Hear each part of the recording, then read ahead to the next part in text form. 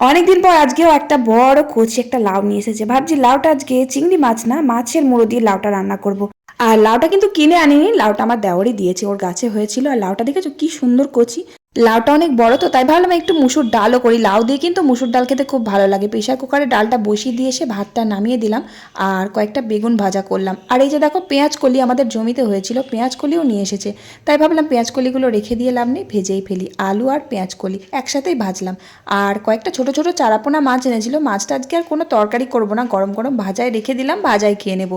আর কালকে দুটো কাতলা মাছের মুড়ো ছিল, ওই মাছের মুড়ো দুটো দিয়েই লাউটা রান্না করলাম। আর এই যে লাউ দিয়ে ডালটাও রান্না করে নিলাম, একটু গাজরও দিয়েছি ডালের মধ্যে। ডালটা একটু আদা জিরে মশলা দিয়ে ফোড়ন দিয়ে নিলাম।